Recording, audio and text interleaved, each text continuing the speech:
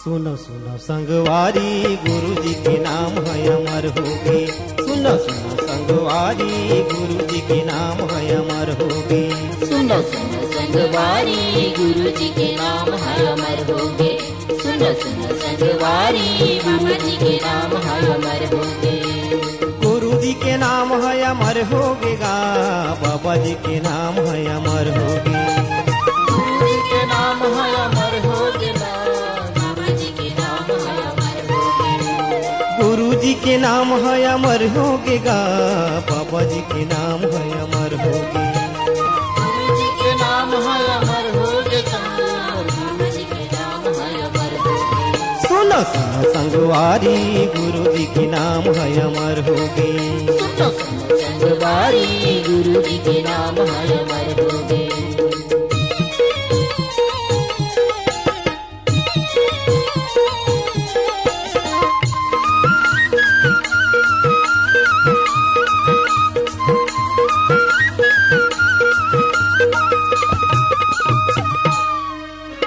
सफराला बाबा पूछे बोले गिरदवासी, लाला बाबा पूछे बोले गिरदवासी। गए हंसे जबले घासी देखे हन उदासी। गए हंस जबले घासी देखे हम उदासी। सफराला बाबा पूछे बोले गिरदवासी, सफराला बाबा पूछे बोले गिरदवासी। गए हंसे जबले घासी देखे हन उदासी। गए हंस जबले घासी देखे हम उदासी।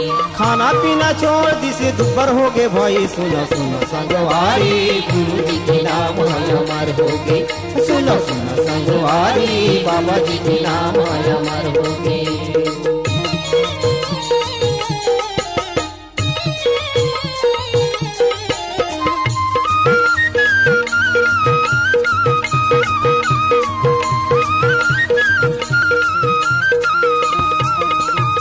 गिने से आई इसकी सफरा प्राण त्यागे। गिने से आए इसके सफरा प्राण त्यागे। गाँव भर धुर मिल के तेरे पार मत अपनाए। गाँव भर झूम मिल के दरिया पार मत अपनाए। एक गिने से आई इसकी सफरा प्राण त्यागे। गिने से आए इसकी सफरा प्राण त्यागे। गाँव भर धुर मिल के तेरिया पार मत अपनाए। गाँव भर झूम मिल के दरिया पार मत अपनाए।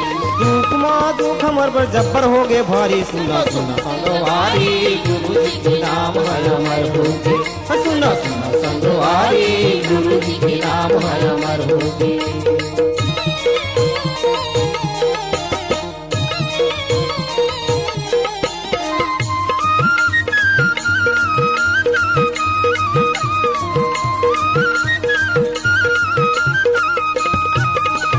गिरदवासी कहाँ लागे गुरु घासीदार। गिरदवासी कहाँ लागे गुरु घासीदार। तोड़ के निकाल चल सफरा केला। तोड़ के निकालो चलो सफरा केला। गिरदवासी कहाँ लागे गुरु घासीदार। गिरदवासी कहाँ लागे गुरु घासीदार। तोड़ के निकाल चल सफरा केला। तोड़ के निकालो चलो सफरा केला। बाबा के महिमा देखे बुजुर्गे नर नारी। सुनो सुनो संगवारी गुरु जी के नाम है अमर होगे। सुनो सुनो संगवारी बाबा जी के नाम है अमर होगे।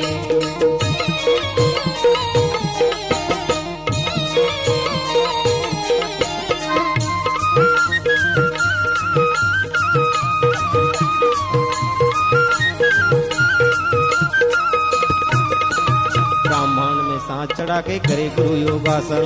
ब्रह्मांड में सांस चढ़ा के करे गुरु योगासन। ज्योति समागे लाश में करे नर नारी दर्शन। ज्योति समागे लाश में करे नर नारी दर्शन। ब्रह्मांड में सांस चढ़ा के करे गुरु योगासन। ब्रह्मांड में सांस चढ़ा के करे गुरु योगासन।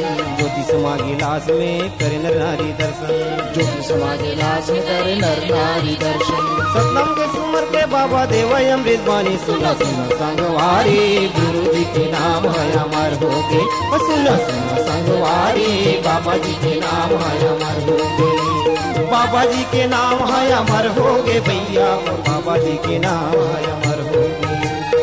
बाबा जी के नाम है अमर होगे संगी मोर गुरु जी के नाम है अमर होगे सुनो सुनो संगवारी गुरु जी के नाम है अमर होगे सुनो सुनो संगवारी बाबा जी के नाम है अमर होगे सुनो सुनो संगवारी